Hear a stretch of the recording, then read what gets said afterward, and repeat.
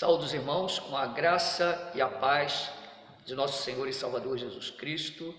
Hoje é dia 26 de março de 2020. Estamos aqui na Igreja Reformada, Semente da Vida, em Guaratinguetá, São Paulo. Eu quero convidar você a abrir a palavra de Deus no livro de Lamentações. Lamentações, capítulo 1, versículo de 1 a 22. Eu quero que você acompanhe a leitura que eu farei na versão Almeida, revista e atualizada. Lamentações, capítulo 1, versículos de 1 a 22. Está escrito dessa forma: como jaz solitária a cidade outrora populosa, tornou-se como viúva a que foi grande entre as nações, princesa entre as províncias, ficou sujeita a trabalhos forçados. Chora e chora de noite, e as suas lágrimas lhe correm pelas faces. Não tem quem a console entre todos os que a amavam. Todos os seus amigos procederam perfidamente contra ela, tornaram-se seus inimigos. Judá foi levado ao exílio, afligido e sob grande servidão.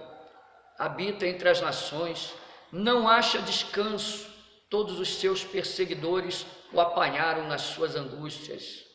Os caminhos de Sião estão de luto, porque não há quem venha à reunião solene. Todas as suas portas estão desoladas, os seus sacerdotes gemem, as suas virgens estão tristes e ela mesma se acha em amargura. Os seus adversários triunfam, os seus inimigos prosperam, porque o Senhor a afligiu por causa da multidão das suas prevaricações. Os seus filhinhos tiveram de ir para o exílio na frente do adversário. Da filha de Sião já se passou todo o esplendor. Os seus príncipes ficaram sendo como corços que não acham pasto e caminham exaustos na frente do perseguidor. Agora, nos dias da sua aflição e do seu desterro, lembra-se Jerusalém de todas as suas mais estimadas coisas que tivera dos tempos antigos, de como seu povo caíra nas mãos do adversário, não tendo ela quem a socorresse, e de como os adversários a viram e fizeram escárnio da sua queda. Jerusalém pecou gravemente, por isso se tornou repugnante. Todos os que a honravam a desprezavam, porque lhe viram a nudez. Ela também geme e se retira envergonhada. A sua imundícia está nas suas saias. Ela não pensava no seu fim. Por isso caiu de modo espantoso e não tem quem a console. Vê, Senhor, a minha aflição, porque o inimigo se torna insolente. Estendeu o adversário a mão a todas as coisas mais estimadas dela, pois ela viu entrar as nações no seu santuário, acerca das quais proibiste que entrassem na tua congregação. Todo o seu povo anda gemendo e à procura de pão. Deram eles as suas coisas mais estimadas a troco de mantimento para restaurar as forças.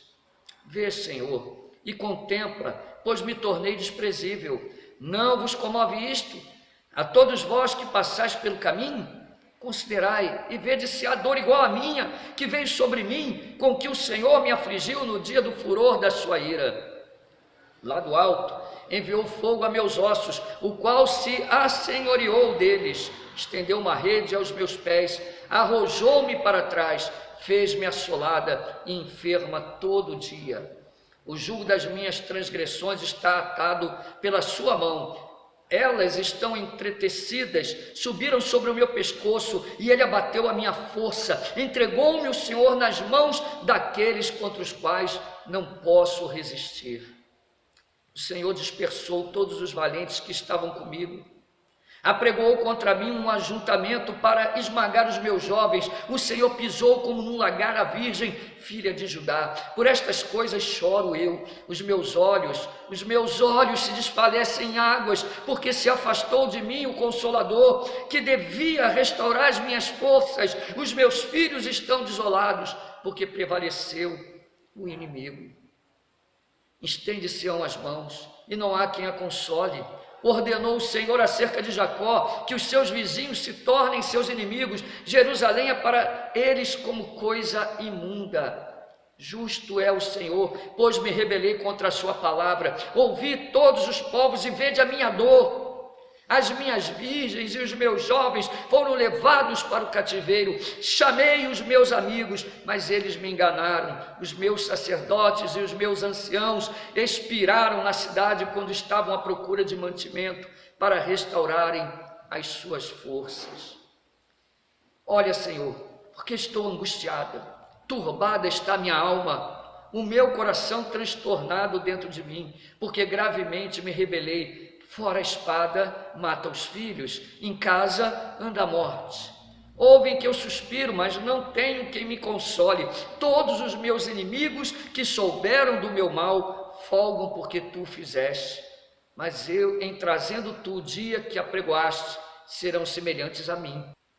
Venha toda a sua iniquidade à tua presença e faze-lhes como me fizeste a mim, por causa de todas as minhas prevaricações, porque os meus gemidos são muitos e o meu coração está desfalecido. Oremos. Senhor, estamos reunidos em tua presença para cultuar o teu nome. Tem misericórdia de nós, Senhor, que este texto fale profundamente aos nossos corações, que o teu Espírito nos quebrante, nos dê entendimento e refrigério nesta noite. Abençoa a nossa vida, usa a minha vida com unção e graça, e que a tua palavra venha de encontro aos nossos corações, em nome de Jesus. Amém. Queridos irmãos, eu tenho quase certeza, vamos assim dizer, que todos, quando ouviram esse texto, automaticamente pensaram na situação que estamos vivendo hoje. Situações de angústia, de grande aperto, expectativas talvez não tanto boas à nossa frente. Talvez você tenha associado esse texto ao que acontece agora e você não fez errado ao fazer isso, ao imaginar isso. Nós lemos aqui um texto que está no livro de Lamentações, cujo autor é Jeremias. Jeremias escreveu esse livro entre a destruição de Jerusalém e a ida de Judá para o exílio, o que durou aproximadamente uns 3 meses. Nós sabemos pela história que Jerusalém sofreu 3 cercos. No terceiro, a muralha foi rompida, a cidade foi queimada, depois o templo destruído e Judá foi para o cativeiro. Jeremias profetizou anteriormente este fato. E todo esse acontecimento era especialmente triste para ele, porque ele é um profeta de Deus que estava orientando a Jerusalém, falando sobre o pecado, sobre a apostasia, sobre a maldade, sobre os falsos profetas, a postura dos sacerdotes. Jeremias orientou o povo durante o longo tempo do seu ministério, mas o povo não ouviu a voz do profeta e agora ele está contemplando a destruição da cidade. Como Lamentações capítulo 1, versículo 1 diz: como jaz solitária a cidade outrora populosa, tornou-se como viúva que foi grande entre as nações, princesa entre as províncias, ficou sujeita a trabalhos forçados. Quando pensamos em Lamentações, o que vem em mente como tema, o que norteia o livro, podemos resumir nas palavras destruição, agonia, desolação. Sim, o livro de Lamentações, ele traz um lamento, o lamento do profeta Jeremias diante do que está acontecendo, o seu clamor, o seu choro, mas muito mais do que o lamento de Jeremias, é a tristeza de Deus pelo estado do seu próprio povo, que reverbera ali na vida de Jeremias. A desgraça era total, irmãos. Os irmãos não imaginam como foi o cerco.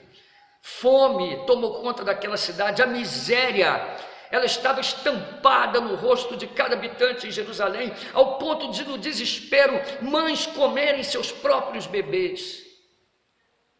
Fome e miséria. E o pior, aqueles que se diziam amigos abandonaram completamente os habitantes de Jerusalém, abandonaram a cidade. Aqueles que outrora viveram às custas da cidade, agora abandonavam e se portavam como inimigos, traidores. E quanto aos inimigos, eles zombavam da destruição de Jerusalém. Era um momento oportuno para tirar proveito do que estava acontecendo com a cidade. Zombavam, riam. Esse era o estado: miséria, destruição, choro, velhos sendo mortos à espada, mulheres transpassadas, violentadas, e um povo sendo levado para o cativeiro. O profeta, ele chora e lamenta. Muitos chamam Jeremias num sentido pejorativo de profeta chorão. Porém, devemos lembrar que a tristeza de Jeremias era a tristeza de Deus. Jeremias estava refletindo a tristeza de um Deus que se compadecia do seu povo, embora esse povo necessitasse ser julgado pelo próprio Deus. E qual foi a causa desse julgamento? Qual foi a causa do que estava acontecendo? O próprio pecado da cidade, o próprio pecado de Judá. Por exemplo, o versículo 5 diz: porque o Senhor a afligiu por causa da multidão das suas prevaricações, e os seus filhinhos tiveram de ir para o exílio. O versículo 8 diz: Jerusalém pecou gravemente, por isso se tornou repugnante. O versículo 9: a sua imundícia está nas suas saias, ela não pensava no seu fim. O pecado foi a causa do juízo de Deus sobre aquela cidade. Os profetas também faziam parte desse contexto. Os profetas falsos levavam o povo a pecar, assim como os sacerdotes com as suas maldades. Conforme diz o capítulo 2, versículo 14, os teus profetas te anunciaram visões falsas e absurdas, e não manifestaram a tua maldade para restaurarem a tua sorte, mas te anunciaram visões de sentenças falsas que te levaram para o cativeiro. Foi por causa dos pecados dos seus profetas, das maldades dos seus sacerdotes, que se derramou no meio dela o sangue dos justos. Esse último texto estava em Lamentações 4:13. Então nós vimos aí no capítulo 2, 14 e 4:13 que a causa da destruição não era apenas o pecado da nação, mas os profetas eram culpados, e os sacerdotes também, porque eles profetizavam apenas paz e levavam o povo ao caminho do erro e a permanecer nas suas iniquidades. Queridos irmãos, o que aprendemos nesse livro? Esse livro, nós podemos aprender muito sobre a questão do mal, das desgraças e das coisas ruins que acontecem ao nosso redor e até mesmo em nossa vida. Diante do quadro de Lamentações, nós imaginamos que a nação de Israel passou por lutas durante toda a sua existência, assim como a história da igreja mostra que a igreja sempre passou por tribulações, por dificuldades, por perseguições, assim como passa também nos dias de hoje. Mas qual a nossa reação diante do mal? Murmurarmos, reclamarmos, nos desesperarmos, desistirmos? Será que esta é a postura que devemos ter como crentes? Vamos ver a postura de alguns. Os inimigos riam, os inimigos, eles batiam palmas e agiam com alegria, parece que torciam para a desgraça da cidade, parece que estavam torcendo para, um ditado que nós temos hoje, torcendo para o circo pegar fogo, conforme diz em Lamentações 2, 14 a 16. Os teus profetas te anunciaram visões falsas e absurdas, e não manifestaram a tua maldade para restaurarem a tua sorte, mas te anunciaram visões de sentenças falsas que te levaram para o cativeiro. Todos, prestem atenção, todos os que passam pelo caminho batem palmas, assobiam e maneiam a cabeça sobre a filha de Jerusalém. É esta cidade que dominavam. Prestem bem atenção no que diz o versículo 15. Todos os que passam pelo caminho batem palmas, assobiam e meneiam a cabeça sobre a filha de Jerusalém. É esta cidade que denominavam a perfeição da formosura, a alegria de toda a terra. Todos os teus inimigos abrem contra ti a boca, assobiam e rangem os dentes, dizendo: devoramo-la, certamente este é o dia que esperávamos, achamo-lo e vimo-lo. Olha o que eles dizem, essa é a oportunidade. Há quanto tempo esperávamos pela oportunidade de destruirmos toda a cidade? Essa é a postura do inimigo diante do mal. Se aproveita, ri, bate palma, bem feito, é agora, é a oportunidade. Mas qual era a postura do profeta? Primeiramente, precisamos entender que aquele mal estava vindo sobre a cidade, mas não sem a ação de Deus, não sem o governo de Deus, não sem o controle de Deus na situação. O profeta estava triste, o profeta entendia que o juízo de Deus era correto, mas não é por isso que ele se alegrava, ele se compadecia ao ver as crianças passando fome, as mulheres sendo violentadas, Israel indo para o cativeiro, os velhos morrendo. Diante dessa situação, o profeta chorava, ele se angustiava no fundo do seu coração, e essa era a tristeza que vinha de Deus. Deus é um Deus que se compadece do sofrimento, Deus é um Deus que não está alheio a tudo que está acontecendo ao nosso redor, e ainda que Ele esteja no controle, ainda que seja necessário passarmos por isso, e ainda que isto seja realmente algo que Deus determina, Deus corrige a sua igreja, Deus corrige a nação, Deus corrige a cada um de nós, assim como Deus estava corrigindo a cidade, corrigindo o seu povo, mas havia um remanescente ali, que estava em meio àquele caos, e Deus se compadecia deles, Deus se compadecia da cidade. Jeremias estava triste, porque era o nome do Senhor que deveria ser glorificado e deve ser glorificado. Jeremias não está contente. Olhem aqui o capítulo 3, ele diz no versículo 1 em diante: eu sou o homem que viu a aflição pela vara do furor de Deus. Ele reconhecia que era Deus que estava punindo, mas ele diz: eu vi a aflição, ele me levou e me fez andar em trevas e não luz, deveras ele volveu para mim a mão de contínuo todo dia, fez envelhecer a minha carne, a minha pele, despedaçou os meus ossos, edificou contra mim, me cercou de veneno e de dor, fez-me habitar em lugares tenebrosos como os que estão mortos para sempre. E ali ele vai dizendo o seu estado, a sua tristeza, ele vai contando ali no capítulo 3. Então, nós vemos aí a postura do inimigo, batendo palma, se alegrando, e a postura do servo de Deus, Jeremias, triste pelo que estava acontecendo, mas reconhecendo que aquilo era o agir de Deus. Sem contar que nós lemos aí na introdução e vimos, que aqueles que se diziam amigos a abandonaram a cidade. Então esse é o primeiro ponto. Qual a nossa postura diante do mal?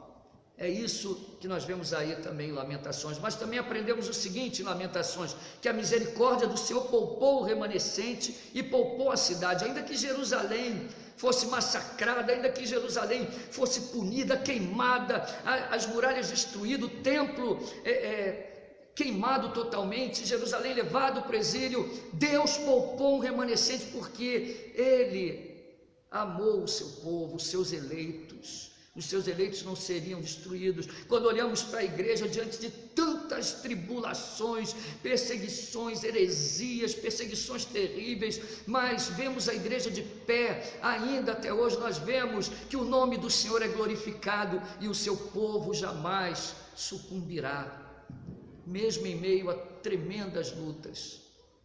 Então nós vemos isso em Lamentações, por exemplo, no capítulo 3, versículos 21 a 24, quando Jeremias diz: quero trazer à memória o que me pode dar esperança. Olha o que ele diz: em meio a esse caos, eu não quero focar nas desgraças, mas naquilo que me dá esperança. E aí ele diz o versículo 22, as misericórdias do Senhor são a causa de não sermos consumidos, porque as suas misericórdias não têm fim. Veja bem o que Jeremias está dizendo: Deus não nos dá o que nós merecemos, literalmente, que é a destruição. Não, Deus não faria isso com a nação. As misericórdias do Senhor era a causa da cidade, daquele povo não ser exterminado. E ele diz, porque as suas misericórdias não têm fim. Às vezes a gente pode imaginar, Deus foi misericordioso hoje, mas talvez Ele não seja mais. Não, Ele continuará sendo misericordioso. As misericórdias do Senhor não têm fim.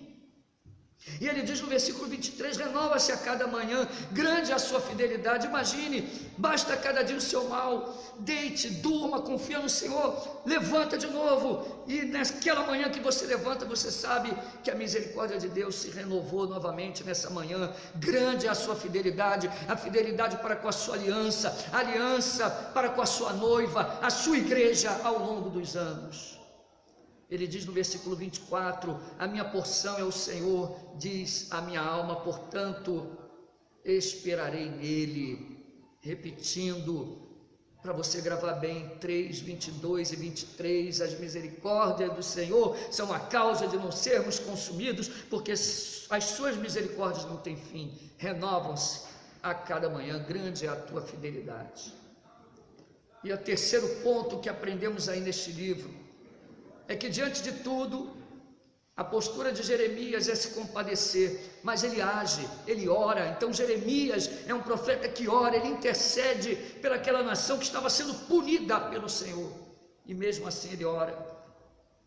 Jeremias 3, 31 e 32, ele diz, o Senhor não rejeitará para sempre, pois ainda que entristeça alguém, usará de compaixão, segundo a grandeza de suas misericórdias. Olha de novo a misericórdia. Aí ele diz, ainda que ele se entristeça com alguém, ainda que Deus se entristeça comigo, com você, com esta igreja, com esta nação, ele usará de misericórdia e compaixão. Lamentações capítulo 5, versículos 19 a 21, o profeta diz, tu, Senhor, reinas eternamente, o teu trono subsiste de geração em geração. Por que te esquecerias de nós para sempre? Por que nos desampararias por tanto tempo? Converte-nos a ti, Senhor, e seremos convertidos. Renova os nossos dias como dantes.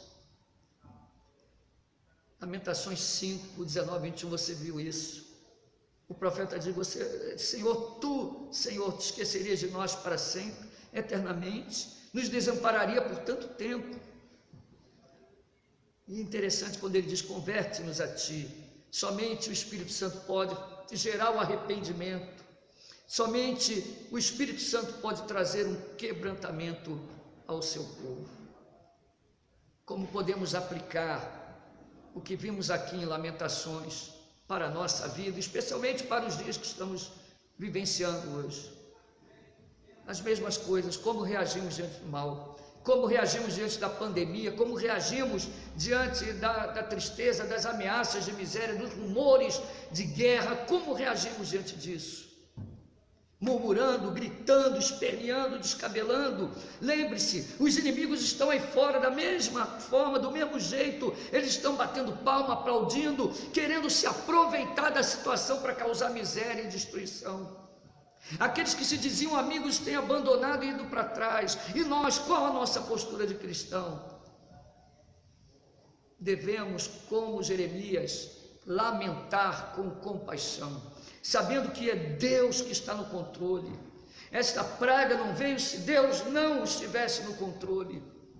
Nada foge do seu governo soberano. Deus é soberano sobre todas as coisas. Então confiemos no Senhor, descansemos em sua soberania e olhemos para tudo que está acontecendo com compaixão. Quantos irmãos que não têm internet como você tem e não podem ir ao culto, estão impedidos de ir? Quantos estão no hospital? Quantos profissionais de saúde estão se expondo? Quantos servidores? Quantas pessoas? Nesta manhã eu olhei pela minha janela e vi o caminhão da SAEG, que é a companhia de esgoto e lixo aqui em Guaratinguetá, e eu vi o rapaz que trabalhava ali, o lixeiro, pegando os lixos para deixar a cidade limpa, se expondo ali, uma pessoa que muitas vezes ninguém dá valor.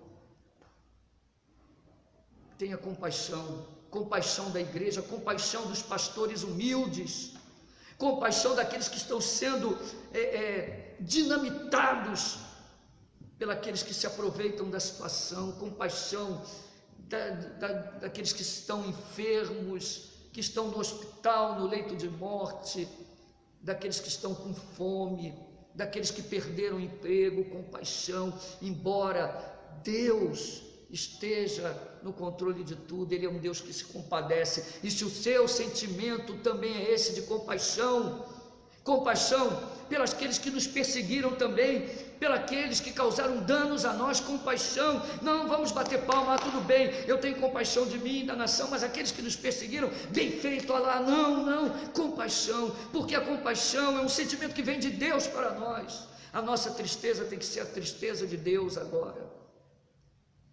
Segundo ponto que aplicamos é confiar em Deus, porque as misericórdias do Senhor são a causa de não sermos consumidos, não seremos destruídos.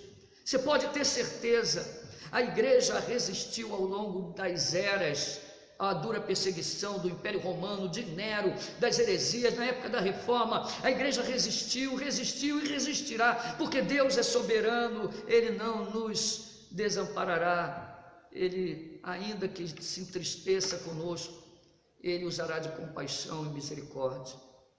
Confie no Senhor. E a última aplicação, ore, assim como Jeremias orou, ore pela nação, ore pela sua igreja, ore por nós, ore pelos irmãos, ore pelos mais simples e humildes desta igreja, da igreja também, em toda a nação brasileira, em todo o mundo, ore pelo nosso presidente da república, que tem sido bombardeado, traído, abandonado, ore por ele, ore pelo presidente dos Estados Unidos, ore pelas autoridades, para que Deus dê sabedoria, ore com compaixão, imagine a pressão sobre o presidente da grande nação americana, Donald Trump, nesse momento, ore, tenha compaixão da pressão sobre a cabeça e a mente do presidente da república, que tem que tomar muitas decisões, médicos que têm que tomar decisões sem recursos, pastores que têm que tomar decisões nesse momento, ore para que o Senhor nos dê sabedoria. Deus abençoe os irmãos, tenha uma ótima noite, que esta palavra seja para a tua edificação, para a nossa edificação, e que o Senhor nos dê graça nesse momento difícil. Oremos.